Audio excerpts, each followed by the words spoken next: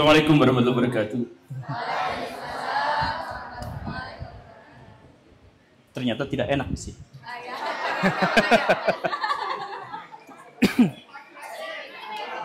Di tengah.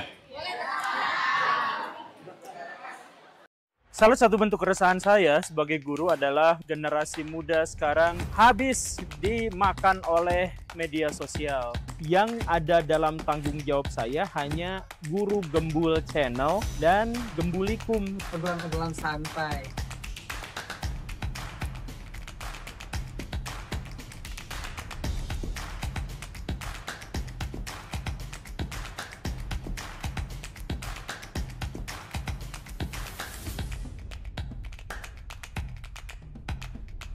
Assalamualaikum Baraya, selamat datang kembali di Gembulikum. Semalam saya berdiskusi dengan panitia dan mendapatkan beberapa berita yang positif dan banyak sekali berita yang negatif tentang sidrap. Tapi saya kemudian berkata kepada panitia di tengah-tengah obrolan kita itu, saya menarik cerita pada masa lalu. Jadi ceritanya begini Bapak Ibu semua. Dulu ketika orang Belanda datang ke Indonesia, salah satu yang paling ngeselin buat mereka itu kalau mau datang ke Kalimantan. Datang ke tanah Borneo. Karena apa?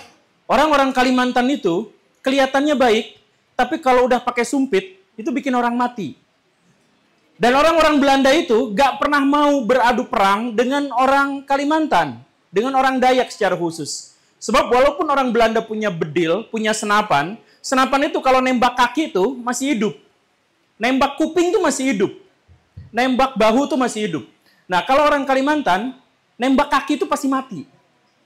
Karena pakai racun. Nah, saking berbahayanya orang-orang Dayak, orang-orang Kalimantan, orang Belanda tuh malas sekali untuk masuk ke pedalamannya. Makanya kalaupun mereka mau menjajah, menyerang pinggirannya saja. Tetapi ada satu waktu di mana Belanda harus menjajah Kalimantan masuk ke pedalaman. Penjajahannya adalah dengan cara masuk melalui budaya. Nah, bagaimana cara berani masuk? Itu adalah orang-orang Belanda harus dikawal sama orang-orang Bugis. Jadi orang-orang Bugis itu sama orang Belanda diandalkan. Kalau mau nyerang Jawa, orang Bugis diajakin. Kalau mau nyerang pedalaman Kalimantan, orang Bugis diajakin. Mau masuk ke Papua, orang Bugis tuh diajakin. Karena apa? Orang Bugis tuh kuat, tangguh. Ngadapin sumpitnya orang Dayak tuh nggak takut dia. Bahkan face to face, ayo adu parang berani. Orang Bugis tuh kayak gitu. Katanya. Kata orang Belanda dulu. Tapi walaupun orang Bugis itu kuat, walaupun orang Bugis itu hebat, walaupun mereka memiliki harga diri yang tinggi, yang mereka sangat-sangat menghargai leluhurnya, tradisinya, budayanya, orang-orang Bugis, orang Sulawesi, itu adalah orang-orang yang tidak suka menjajah. Di Australia ada sebuah penelitian yang membuat para penelitinya pun menangis ketika mereka harus menuliskan hasil laporannya. Apa itu? Jauh sebelum orang Belanda, jauh sebelum orang Inggris datang ke Australia, ternyata suku-suku di Bugis, orang-orang Makassar, itu sudah datang ke Australia. Untuk apa? Untuk membeli teripang. Setahun sekali, orang-orang Sulawesi datang ke sana. Untuk apa? Untuk membeli teripang, dibawa ke sini, kemudian dari sini dijual ke Cina.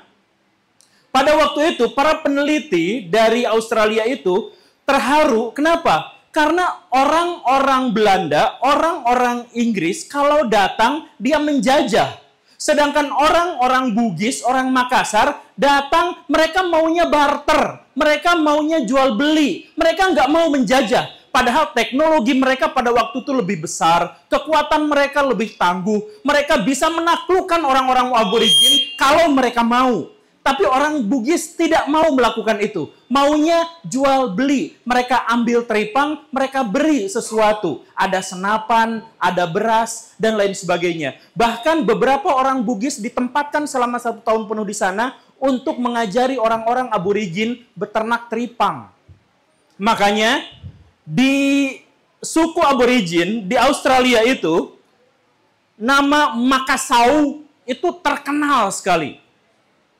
Bahkan di gua-gua, di catatan-catatan gua orang-orang aborigin, ada perahu-perahu dari Sulawesi yang tangannya sedang berdadah-dadah seperti itu. Karena setiap tahun orang-orang Bugis, setiap tahun orang-orang aborigin itu nunggu di pantai-pantai, menunggu kapal-kapal dari Bugis datang kepada mereka. Mereka langsung bersuka cita, bikin pesta pora. Saking senangnya ketika orang-orang Makassar, orang Bugis, orang Sulawesi datang ke mereka. Karena apa? Mereka memberi banyak sekali hal, termasuk peradaban. Sedangkan yang diminta oleh orang Bugis cuma satu, teripang. Dan mereka tidak mau mengambil, tidak mau merampas, tidak mau mencuri, tidak mau menjajah. Mereka dagang ke sini. Jadi mereka kuat, mereka tangguh, mereka ditakuti. Belanda datang ke Indonesia, berhadapan dengan orang-orang Makassar, Sultan Hasanuddin. 15 tahun mereka berusaha untuk menggulingkannya, tidak bisa. Belanda baru bisa mengalahkannya setelah ada intrik internal di dalam sini. Belanda nggak bisa menaklukkan, sebegitu kuatnya orang-orang Sulawesi. Ya itu dulu, itu cerita-cerita romantisme masa lalu. Yang cukup membuat saya miris, saya bangga di satu sisi, tapi saya kemudian miris. Ketika apa? Ketika saya didatangkan ke sini. Saya perjalanan dari Bandung ke sini itu 13 jam. Dari Bandung ke Jakarta, dari Jakarta kemudian nunggu sedikit, kemudian berlayar di angkasa sampai ke Makassar. Di Makassar malam-malam menyusuri pantai sampai akhirnya ke sini jam 1:30 malam. Lalu katanya apa yang dikatakan kepada saya, sebuah kehormatan guru gembul dari Pulau Jawa mau datang ke sini. Ini sesuatu yang membuat saya bangga, tapi membuat saya miris. Maksud saya adalah bagaimana ceritanya orang-orang yang nenek moyangnya tangguh, yang nenek moyangnya besar, yang nenek moyangnya bisa mengarungi lautan, yang bahkan mereka ditakuti oleh para penjajah, kemudian mereka begitu tergantungnya pada para pembicara Jawa. Mereka mendatangkan jauh-jauh saya ke sini. Karena apa? Karena saya terkenal, karena saya hebat, dan sebagainya. Masalahnya, di mana orang-orang Sulawesi? Bisakah mereka sekarang berbicara? Ternyata sulit. Nah, pertanyaannya kenapa? Saya tidak mau berbicara panjang lebar sebenarnya. Tapi yang ingin saya katakan adalah, masalah utama di sini itu adalah pendidikan. Masalah utama di sini itu adalah pendidikan. Saya melihat bahwa pendidikan yang ada di luar Pulau Jawa itu punya masalah yang sama. Saya berkunjung ke Manado, saya berkunjung ke Makassar, saya berkunjung ke Balikpapan, saya ke luar Pulau Jawa, ke Aceh, kemana? Kesimpulannya selalu sama. Bahwa mereka kalau mau maju, kalau mau sukses, kalau mau hebat, harus datang dulu ke Jawa. Barusan saya diskusi dengan bapak-bapak pejabat di belakang saya mohon maaf dan terima kasih. Bahkan banyak orang-orang sini yang terpaksa menamai anaknya dengan nama-nama Jawa. Hanya untuk berharap bahwa masa depan mereka menjadi sukses, menjadi cerah. Kenapa tidak bangkit dengan pendidikan gaya sendiri? Kenapa nggak bangkit dengan cita rasa sendiri? Kemarin ada Pak Menteri. Pak Menteri yang mencoba mengupayakan kurikulum merdeka. Kurikulum itu kontroversial, tapi mari kita telah sedikit demi sedikit. Kurikulum merdeka itu maksudnya apa? Kurikulum merdeka itu artinya salah satu di antara sekian banyak hal yang harus didiskusikan adalah kurikulum merdeka itu memerdekakan setiap sekolah, setiap daerah, setiap guru, setiap siswa untuk belajar sesuai dengan kompetensinya, belajar sesuai dengan keinginannya, belajar sesuai dengan latar belakangnya, bahkan sesuai dengan bakat dan minatnya.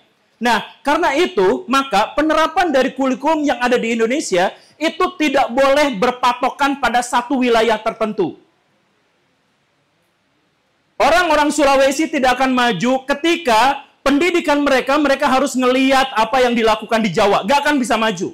Orang Papua gak akan maju kalau pendidikan mereka itu harus berkiblat pada Jawa. Gak akan maju. Karena apa? Karena setiap daerah itu punya potensi masing-masing, punya latar belakang masing-masing yang berbeda dengan wilayah lain di Indonesia. Kalau misalkan kita masih mengekor kepada orang-orang di sana, di Jawa itu, maka itu gak benar. Makanya coba misalkan kurikulum itu dimulai dari hal yang sederhana. Yang paling dibutuhkan oleh wilayah ini itu apa. Kemudian kembangkan sekuat tenaga dari situ. Tidak usah terpusat. Kita bukan lagi zaman Orde Baru. Kalau misalkan di sini ada guru sejarah menceritakan Pangeran Diponegoro lebih lama daripada cerita-cerita lokal di sini, itu guru yang kurang berhasil. Itu guru yang gagal. Kalau misalkan di sini ada guru kewirausahaan yang berbicara tentang bagaimana berwirausaha ala Jawa, itu gagal. Coba lihat realitas sekarang di sini. Keliling mata kita, di sini ada begitu banyak potensi. Di sini ada banyak sumber daya manusia yang hebat, yang unggul, yang kreatif. Dan jadikan orang-orang itu sebagai pionir untuk menciptakan sistem pendidikan khas di sini. Jadi kurikulum Merdeka itu kita ambil bukunya dari pusat, kita apa dari pusat, tapi eksekusinya tutup mata, jangan lihat mereka. Yang dibutuhkan di sini itu apa? Itu yang kita garap. Kalau di sini fokusnya itu adalah pertanian, ya udah kita ciptakan sistem pertanian yang bagus dan pendidikan itu dimulai dari membangun sistem pertanian yang bagus. Kalau misalkan di sini katakanlah kota religius, ya fokus bagaimana caranya mewujudkan religiusitas itu. Karena di sini tuh ada sesuatu yang unik, kata panitia semalam. Yaitu Sidrap itu dikenal sebagai kabupaten yang religius. Tapi judo mulai berkembang, sabu-sabunya banyak, penipu online-nya banyak.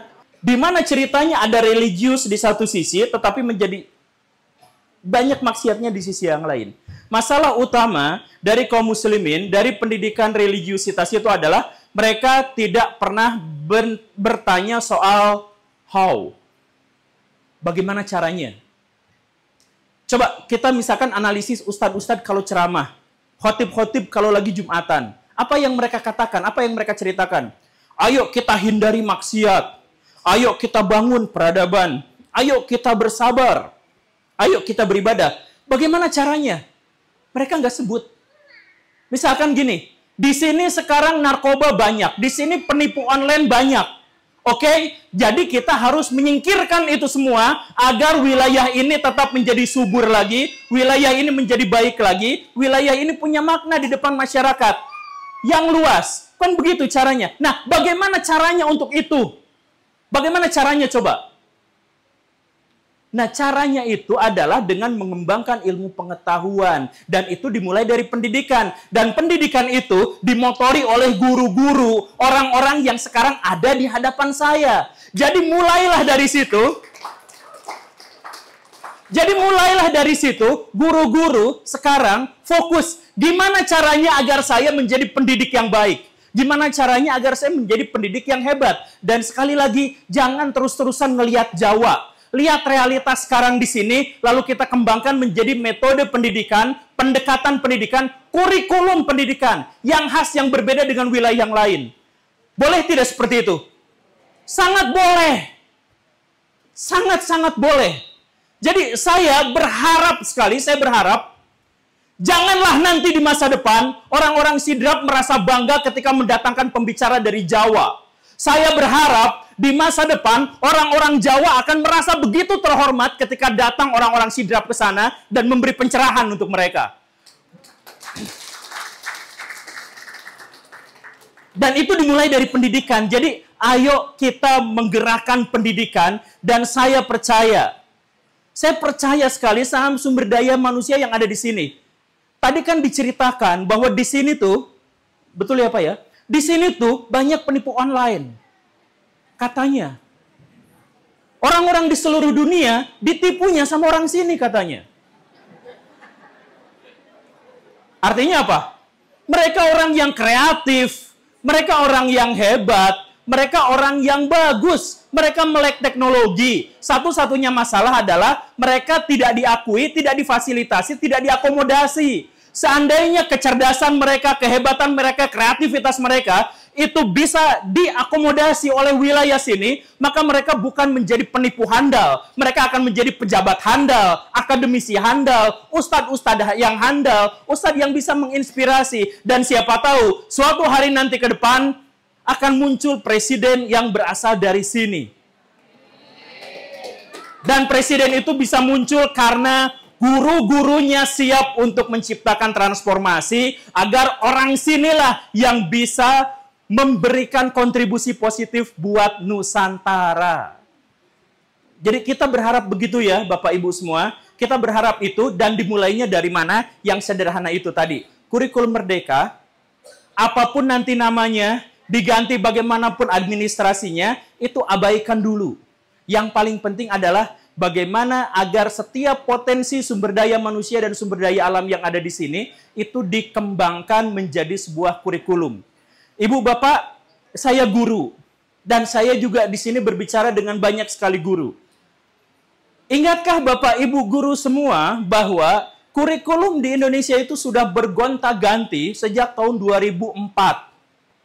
Ada kurikulum berbasis kompetensi, KTSP, dan lain sebagainya. Saya mengalami hal yang seperti itu. Kemudian kemarin, saya sekolah. Kemudian saya kuliah. Kemudian saya berumah tangga, saya bekerja, saya menjadi guru.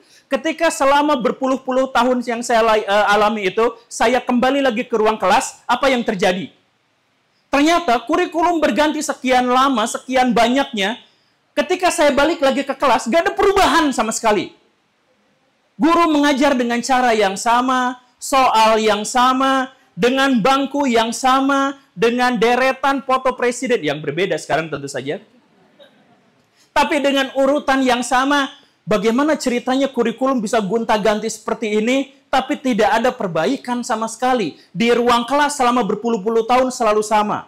Kenapa seperti itu? Karena ternyata perubahan kurikulum itu hanya fokus pada administrasinya berubah, protokolnya berubah, namanya berubah. Setiap ganti kurikulum, guru-guru dipaksa datang ikut pelatihan, diajarin begini-begitu, tapi bukan idenya, administrasinya. Dan akhirnya apa? Ketika balik ke kelas, yang diajarkan adalah hal yang sama yang diajarkan 10-20 tahun yang lalu. Bahkan bukunya, buku-buku teks zaman sekarang, lihat, ditulisnya 20-30 tahun yang lalu. Lalu buat apa ganti kurikulum?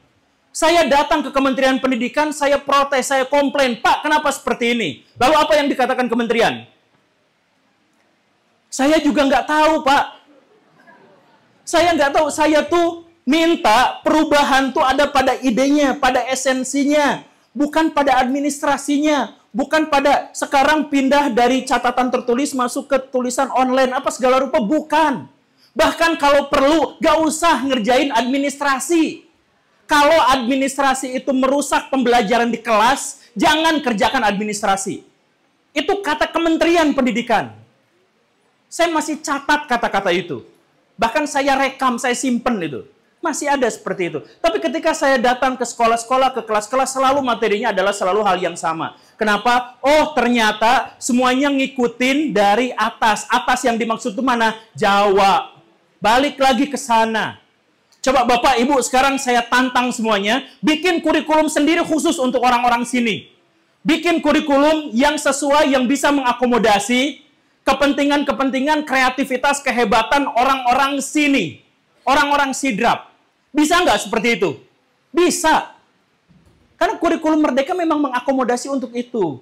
Pak Menteri yang baru tidak banyak berbicara, tapi kurang lebih juga sama seperti itu. Jadi, saya minta setiap orang, setiap warga Indonesia, setiap daerah di Indonesia itu punya karakteristik yang berbeda-beda. Buat itu tetap ada, buat itu tetap lestari, dan tunjukkan kepada Indonesia, tunjukkan kepada dunia bahwa orang sidrap bisa bicara.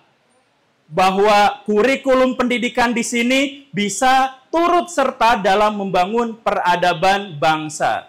Mulai dari hal yang sederhana, yuk kita berkumpul sama-sama, bikin pendekatan belajar, konsep belajar, kurikulum belajar yang disesuaikan dengan wilayah yang ada di sekitar sini. Jangan nunggu perintah, jangan nunggu petunjuk dari Jawa. Sudah saatnya kita mandiri. Terima kasih. Kita lanjut di diskusi. Assalamualaikum warahmatullahi wabarakatuh.